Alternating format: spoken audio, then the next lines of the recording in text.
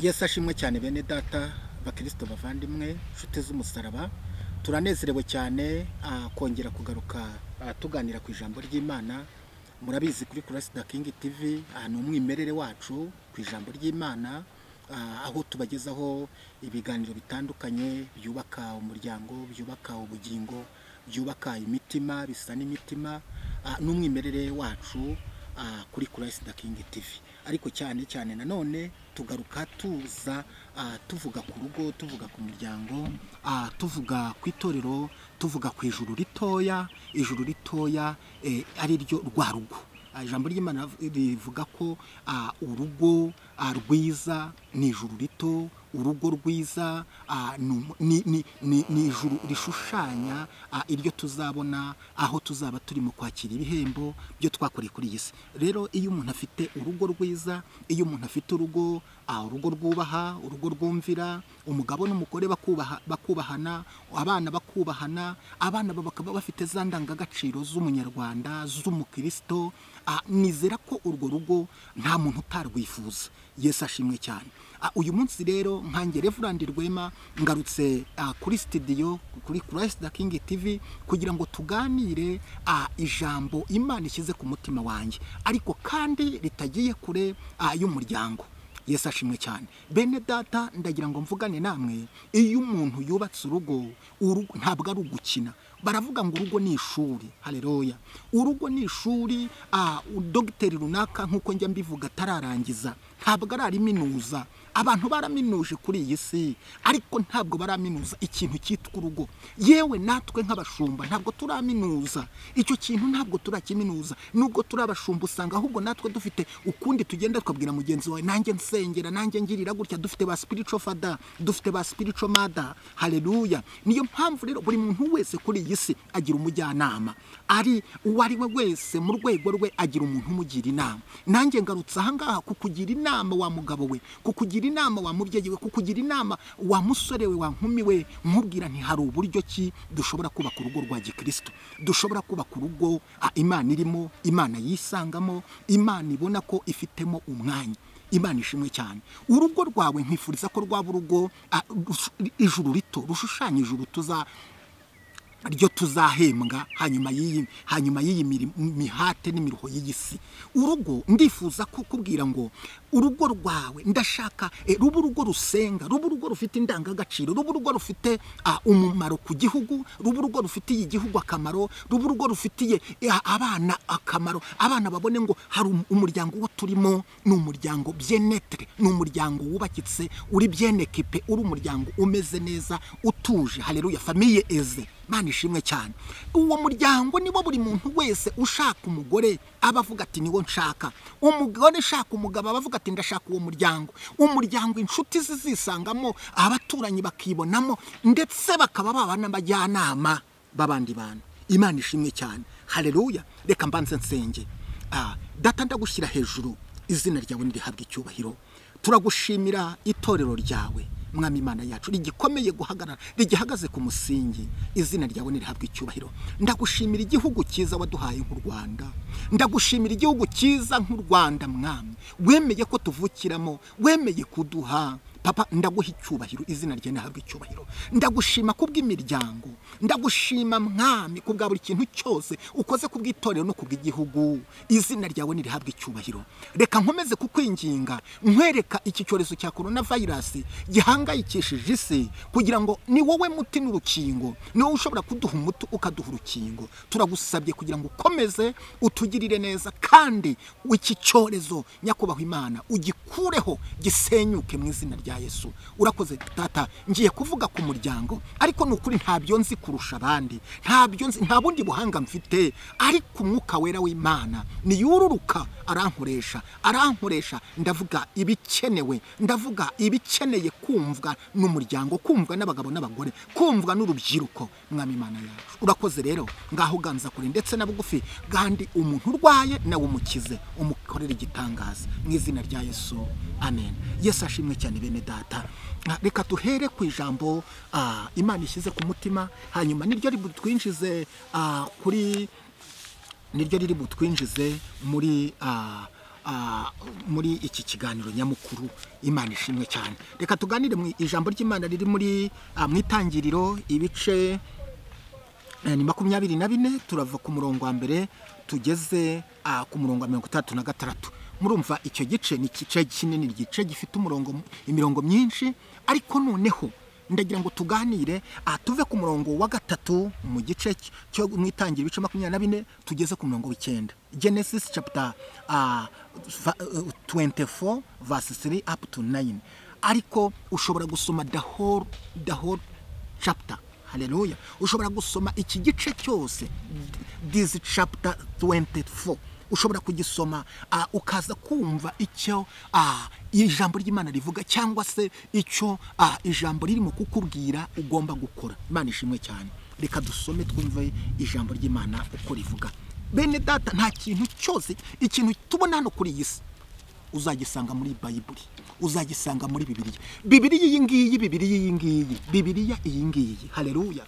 Irimo ibintu byose by'ukeneye, irimo inama zose z'ukeneye, haba muri business uzazibonamo, haba mu buyobozi uzazisangamo, haba mu bucamanza uzazisangamo, haba mu iterambere rusange uzabisangamo, haba mu kukugira inama, mu migani, mu bitekerezo byubaka uzarisangamo, haba mu guhumurizwa birimo hano hantu. Yesu ashimwe cyane. Donc ikintu cyose tugisanga mu ijambo ry'Imana. Haleluya. Reka dusome mu izina rya Yesu Kristo, umwana w'Imana. Mboneyeho no kwifuriza bene data b'abakristo duhuje gukurikira inzira igana mu ijuru, mbifurije umunsi mwiza w'igitambo. Imana ibagirire neza uko mubikora, namwe mufite imyemerere yanyu, ariko nukuri ibyo mukora Imana ibarebe, kandi barebe ijisho ryiza. Imana ibaha umugisha. Turi hano kuri iyi si kugira ngo tugire icyo tuyigirireho, dufashanye cyangwa twuzuzanye. Ntabwo turi kuri iyi si guhangana. Mwene data, niba ufite umuvandimwe w'umusilamu, umuyisilamu, genda umubwire umwifurize uyu munsi w'igitambo. Sinzi niba ari wowe rayidi, ntago mbizi, ariko umwifurize nuko icyo nzi cyo mu Kinyarwanda nuko nzi ko ari umunsi w'ibitambo, aho bagiye gutamba ibitambo. Kandi turabizi muri ijambo ry'Imana tubona hamwe Imana imubwira ngo najye gutamba umwana Isaka. Rero uyu munsi ngira ngo ni w'abayisilamu bafashemo bakavuga bati uyu munsi tuzajya natwe tujya gutambira Imana ibitambo. Ibitambo byaratanzwe muri Bibiliya yera, harabivuga, havuga uburyo ki Abeli ndetse na Kayini, abavandimwe babiri, bagiye gutambira Imana ibitambo. Tubona ba Gideyoni batamba ibitambo, tubona umwami Salomo natamba ibitambo. Rero n'abayisilamu bene data nabo bari mu munsi w'igitambo. Ni ukuri Imana ibumvire kandi ibaha umutima umenetse. Haleluya. Umenetse. Mwumve ikijambo, ntimubikore nk'umuhango, ntimubikore nk'umugenzo, mubikore muzi icyo mugambiriye, mubikore mufite umutima uciye bugufi, mubikore nta buryarya buri mu mitima, mubikore nta macakubiri, nta makimbirane ari mu mitima ya. Nibwo igitambo cyanyu kizakongorwa n'umuriro uvuye mu ijuru, kandi kikanyura Imana Data. Imana ibaha umugisha. Reka twisomere ijambo ry'Imana. Genesis chapter 24 verse 3 up to 9. Tangira 24 murongo wa 3 kugeza ku 9. Titeri ravuga ngo Abrahamu atuma igisonga cye gusabira Isaka umugeni. Nanjye ndakurahiza Uwiteka, niwe Mana nyirijuru, niwe Mana nyirisi, yuko utazasabira umwana wanjye umunyakanani kazi abo ntuyemo, ahubwo uzajye mu gihugu cyacu kuri bene wacu usabireyo umwana wanjye Isaka umugeni. Uwo mugaragu aramusubiza ati, ahari umukobwa ntazemera ko tuzana muri iki gihugu. Byaba bityo naba nkwiriye gusubiza umwana wawe mu gihugu wavuyemo. Abrahamu aramusubiza ati, wirinde gusubizayo umwana wanjye. Uwiteka Imana nyirijuru yankuye mu nzu ya data no mu gihugu navukiyemo, ikambwira indahira iti, urubyaro rwawe nzaruha iki gihugu. Iyo niyo izatuma marayika wayo akujya imbere, nawe uzasabireyo umwana wanjye umugeni. Kandi umukobwa yaramuka yanze, ntuzafatwa n'iyi ndahiro undahiye. Icyakora ntuzasubizeyo umwana wanjye. Uwo mugaragu ashyira ukuboko ako munsi y'ikibero cya Aburahamu, shebuja arabimurahira. Imana ishimwe. Umurongo haleluya, Yesu ashimwe cyane. Bene data, iki gice ni kinini, gifite imirongo 66. Icyo ndimo kuvuga, naje hano kugira ngo tuganire, ese ni gute urugo rw'umukristo, urugo rwa gikristo rugomba kubakwa? Ni izihe ndangagaciro ni urugo rugomba kuba rufite, urugo rugomba kuba rwujuje? Haleluya. Ndashaka mvuge urugo rw'umukristo rukwiye gutandukana n'urugo rw'umupagani. Urugo rw'umukristo rurasenga ntiruraguza. Urugo rw'umukristo rurasenga ntiruterekera. Urugo rw'umukristo rurasenga ntirubandwa. Imana ishimwe cyane. Haleluya. Hari imigenzo urugo rwa gikristo rukwiye kuba ruzi, hari niyo rugomba kuziriza, hari n'ibyo rugomba kwitandukanya nabyo. Haleluya. Imana ishimwe cyane.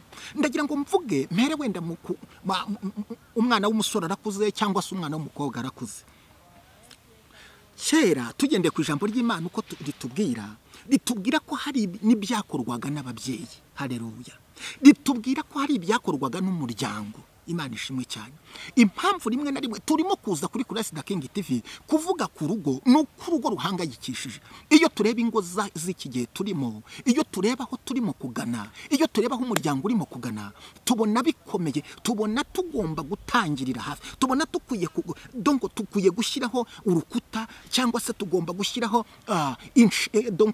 tugashyiraho inama, tugashyiraho umuburo, tukaburira abantu. Imana ishimwe cyane. Rero nitugendera kuri iyi miburo kandi tukagendera no ku ijambo ry'Imana, ingo zacu zo dushaka kubaka zizaba ingo zihamye, zizaba ingo zifite umugisha, zizaba ingo zifite iterambere, zizaba ingo zifitiye igihugu akamaro. Imana ishimwe cyane. Hari umuryango ureba ukabona rwose ahubwo urahangayikishije igihugu, ahubwo uteye inkeke abaturage, polisi iririrwa ijya kureba uriya muryango, igihugu ugasanga kirimo kiravunika, abantu barimo ntabwo ari wo muryango igihugu gikeneye. Umuryango igihugu gikeneye ni wa muryango ushyize hamwe, ni wa muryango uzi icyo bita patriotism, ni wa muryango ushyize hamwe uzi gusenga, ni wa muryango uzi gukora, ukorera hamwe, ni wa muryango ushaka Imana ariko kandi ukanakora, bagasenga bakora. Imana ishimwe cyane. Bakabaho ari umuryango uteza igihugu imbere. Haleluya. Ni nawe itorero rishaka. Imana ishimwe. Ni nawe itorero dukeneye umuryango udafite uburyarya, dukeneye umuryango udafite amakimbirane. Amakimbirane arasenya, amakimbirane yica umuryango, amakimbirane yica uburere bw'abana. Imana ishimwe. Amakimbirane acamo imiryango kabiri. Dore intego umuryango uba ukeneye kubona kuri aba bahungu n'umukobwa bashyingiranywe, ni ukubona umuryango w'ibunaka w'amajyaruguru n'uw'amajyepfo bikaza bigahura bikaba umuryango umwe, bikaba umuntu umwe. Haleluya. Imana ishaka kubona uru rugo rufite umugisha. Imana urwo rugo rushyize hamwe ngo ababiri baruta umwe. Niyo mpamvu Imana yavuze ngo ni si ngombwa ko umugabo aba wenyine, imuremera umufasha umukwiriye. Imana ishimwe cyane. Irema umufasha. Donc uru rugingo wa mugabo we, urugingo rwawe n'umugore, umugore wawe n'urugingo rwawe. Ntabwo ukwiye ariko nkubaze, umugore warambagije ukamubwira sheri, ukamubwira hano, ukamubwira sweet heart, ukamubwira love, ukamugira gute? Koko nurangiza ya matama wajya kuvuga uyakora muri cyo urimo kurambagiza ya mitoma wararaga ijoro ryose umubwira, nagera mu rugo umubwire ngo ni igicucu, nagera mu rugo umubwire ngo washanowe, nagera mu rugo umubwire ngo n'izindi nandi magambo yose muzi. Koko uwo mugore wazanye gutyo, umugore wakuraje ijoro umutereta, wakuraje ijoro umudaraga, wakuraje ijoro umugira gute, wohereza message waba uri ku kazi, sheri wariye, sheri waryamye, sheri wabyutse ute, sheri wariye breakfast. Ndagira ngo nkubwire, Satani ni umugome. Satani ni iyo amaze gutangira kukwereka wa muntu wakunze, agatangira kukwereka ko ntacyo amaze, agatangira kukwereka ko ngo ari ikigoryi, ari injiji, ari imbesiriyene, ari iki. Ndagira ngo nkubwire, buriya batangiye kwica umuryango wawe. Hari donc ntabwo ukwiye gucogora kuvuga kuri ari amagambo yo wamubwiraga mu kirambagizanye. Imana ishimwe cyane. Reka ngaruke muri iri jambo impamvu narivuze. Hari ikintu kizatuma urugo rwawe rukomeza, rukaba strong, rukaba urugo rukomeye, rukaba urugo ruhamye, rukaba urugo rufite umunezero. Haleluya. Hari ikintu uzakora kugira ngo urugo rw'abana bawe ruzaba urugo rufite umugisha, ruzaba urugo rufite uburere, indangagaciro, uburere mboneragihugu. Haleluya. Nuko urugo rw'umwana wa ugomba kurugiramo uruhare wa mubyeyi we. Nuko urugo rw'aba bana ba hari abantu bashingira bakagira ngo birarangiye batagende akarikiraho, ugasanga kwa sobukwe ntibazi mu rugo rwa, ntibazi iki uko urugo rwawe rumeze, ntibazi nta nama baguha. Ntabwo bene data ndagira ngo mbabwire, tugomba no gushyigikira aba bana bacu, tugomba kubashyigikira tukabakurikirana tukamenya ngo ese abana bacu bameze bate. Ese umukobwa wanjye nashingiye kwa runaka ameze ate? Ese umuhungu wanjye nashingiye kwa runaka ameze ate? Ese kwa ba mwana bo bameze bate? Haleluya. Ndabona umugabo muri Bibiliya wafashe ishyaka, wagize ishyaka, arangije aravuga ati umwana wanjye amaze gukura. N'uruhare rw'ababyeyi rurakenewe mu kubaka umuryango nyarwanda, mu kubaka urugo, mu kubaka umuryango ubereye igihugu, mu kubaka umuryango ubereye itorero. Haleluya. Aburahamu aravuga ati umwana wanjye amaze gukura. Aha hana aya mahanga nagenzemo arahanda. Haleluya. Aya mahanga nabayemo arahanda. None hari ikintu cyo ngomba gukora. Abwira umugaragu aramubwira ati umwana wanjye sinshaka ko azashaka muri iyi miryango. Iyi miryango iraterekera, iyi miryango irabandwa, iyi miryango yuzuye ibigirwamana. None mu muryango we navutsemo, mu gice cyo navutsemo, hari imico mpazi niyo ishobora kubera urugo rw'umwana wanjye. Ndagusabye endi nkwano endi binibi ugenda aho mvuka. Haleluya. Imana ishimwe cyane. Ugenda aho mvuka, ugenda usabire y'umugeni, umusabire umwana wanjye. Imana ishimwe. Ndagira ngo nkubaze wa mugabo we, wa mubyeyi wowe umaze kubona umwana wamaze kuba ingimba, amaze kuba umusore, amaze gutangira rwose kugaragaza ko ashobora no gushaka no kubaka urugo, niyihe nama umugira? Wa musore we, kugira ngo urugo rwawe ruzaba urugo rwiza, ntabwo urugo rwawe ugomba kuvuga ngo ngiye kuri nuza, ngiye kuri social media, ujye kuri WhatsApp, ujye kuri YouTube, ujye kuri Facebook, ujye kuri Instagram, ujye kubiki uvuga utahangaha niho nshobora gukura umugeni. No, umugeni wawe ugomba kumugenzura, ndetse byaba na ngombwa ni wanyu bakaba bakubwira bati uyu muntu tuguhitiyemo. Burya ijisho ry'umuntu mukuru, burya ijisho ry'umubyeyi rirareba. Umubyeyi ashobora kukurebera. Haleluya. Nubwo ushobora kuvuga uti uyu muntu arashaje, uyu muntu arakuze, uyu muntu ameze gute, ntacyo byagenda, ntacyo yandebera. Ndagira ngo nkubwire, uyu mubyeyi ukure, iri jisho rikurebera. Uwishisha afite nubwo ari umusaza, ariko yakurebera uzakubera mu mugeni, yakurebera uzakubera umugore mukarambana, yakurebera uzakubera umufasha mugatindana. Haleluya. Imana ishimwe cyane. Ndagira ngo rero nkubwire, ntukajye witaza ku magambo ababyeyi bakubwira. Dufite ingo aha ngaha ababyeyi bababwiye bati nyamuneka, nyamara ngo yihuse yabyaye irihumye. Baca umugani mu Kinyarwanda, ntabwo ndi mu gutukana, ngo wanze kumvira se na nyina icyo yumvira ngo yumvira ijeri. Ndagira ngo nkubwire, umubyeyi wawe iyo akugiriye inama ntabwo akwanga. Mwishaka kuvuga nabyo tuzabigeraho ku kindi gice, kuko hari ababyeyi bivanga mu rukundo rw'abantu. Yesu ashimwe cyane. Ndashaka ngaruke kuri iki kintu. Haleluya. Urukundo cyangwa se urugo rugomba kwigengeserwa. Ntabwo ari ikintu wahubukira. Haleluya.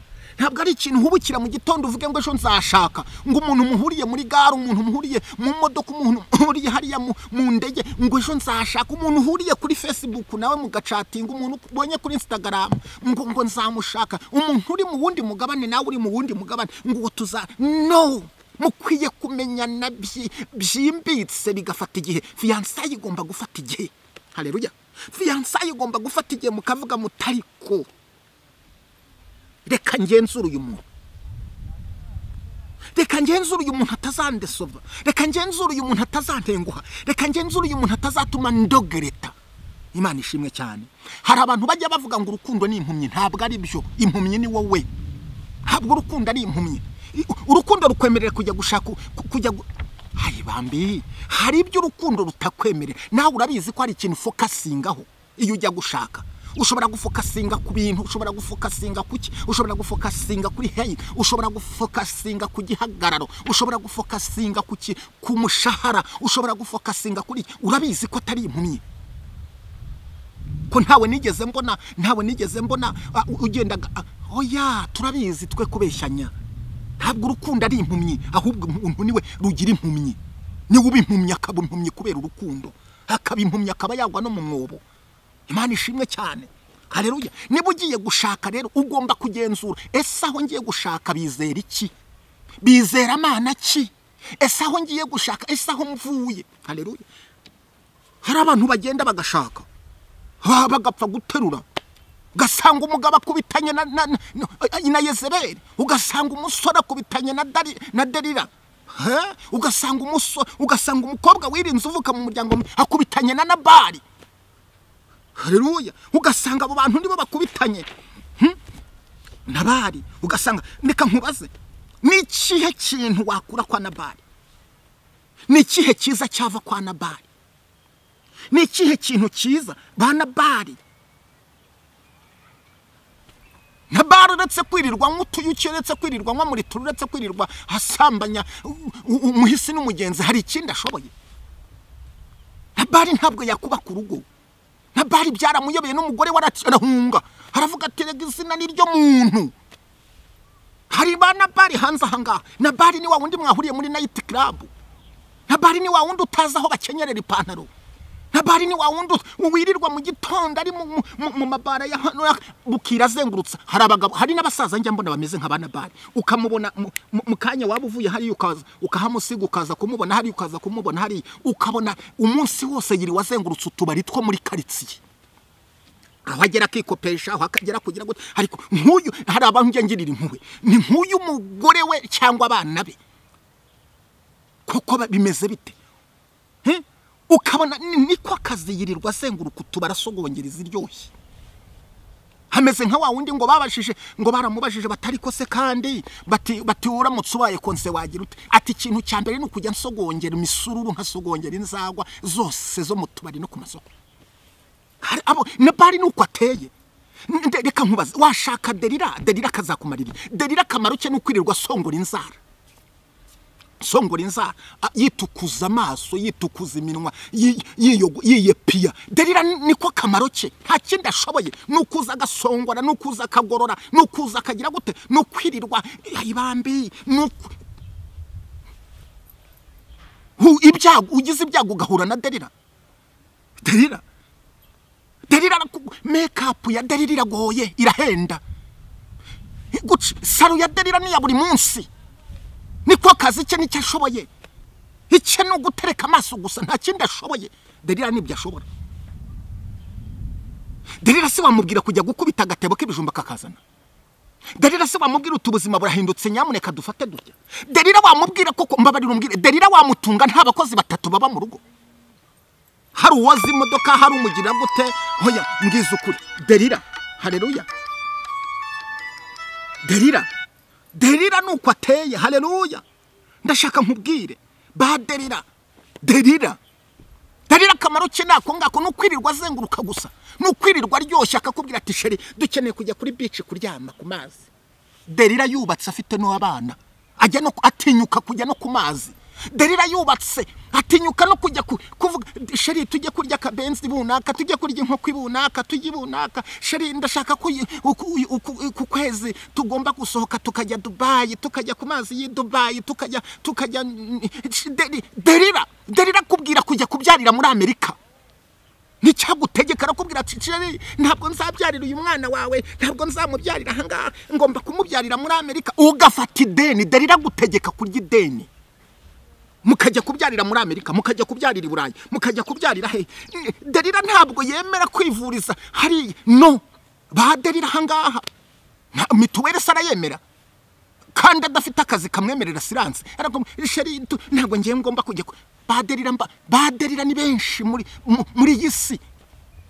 Delila ntabwo ari ya Samsoni gusa, ngomba kubyarira muri ibi bitaro, ngomba kandi azubushobozi bw'umushahara we, azubushobozi bw'umugabo uko bungana, akajya kubyarira mu bitaro bizamuca 800. Kandi azi ko umushahara bahembwa utabigeraho, azi ko bakodesha. Abo ni ba Delila. Ba musore wirinda kumera kurongora umuntu umeze nka Delila.